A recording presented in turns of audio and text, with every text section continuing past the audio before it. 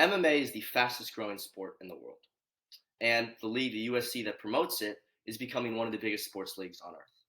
So, for the uninitiated, MMA is the sport, UFC is the brand, kind of like football, NFL. What MMA is it's fighting. Boxing, wrestling, kicking, throw it in a vat, boil it all together. That's what you got. And that actually was the whole point of the very first UFC show. The point of the first UFC show was to see which style of fighting is best. And in the first fight, there was a 400-pound sumo wrestler fighting a 200-pound kickboxer. As you can probably guess, sumo wrestling is not a good way to fight. And in less than a minute, the sumo wrestler got kicked in the face, knocking one of his teeth into the crowd. Another one of his teeth got stuck in the kickboxer's foot. He fought 3 more times that very night with a tooth in his foot, which is crazy to think about. However, the issue with UFC was there were literally no rules. The only way a fight could be stopped is if a fighter was knocked unconscious or tapped. So they would basically, it was almost like a fight to the death. Eye gouging, legal. Headbutting, legal. Dick punches, extremely legal. So not a very good day to be a fighter. Because of this barbarity, UFC was it was banned. MMA was banned in most states. I mean, in New York, it was illegal until 2016, and the UFC could not find any television deals. They were basically dead in the water. If you went to your local Blockbuster, you'd find the DVD tapes of MMA right next to the pornos.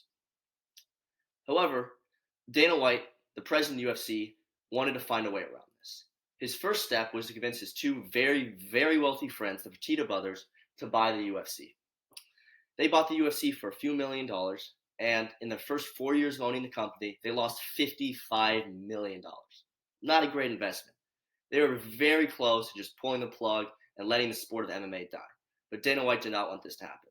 In a last-ditch effort of 2000 nostalgia, the UFC created the show The Ultimate Fighter. The Ultimate Fighter it's a reality TV show where you put a bunch of fighters in a house and you have them fight each other, which is a horribly great idea. If you lost, you were kicked off the show, and that went on until there's 2 fighters and they crowned the champion.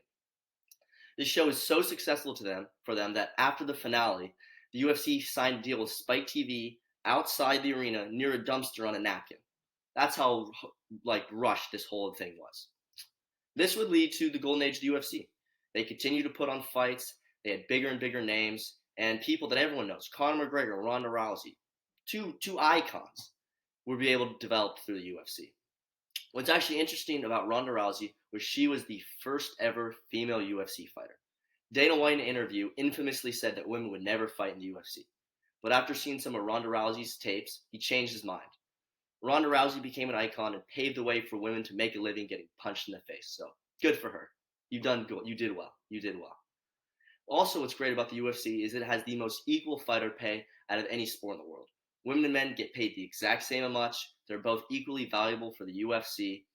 And what's also cool about the UFC is how diverse it is. They have champions from everywhere around the world. Mexico, the US, Africa, Australia, Russia, everywhere. The Russians are very good, by the way. Do not fight a Russian.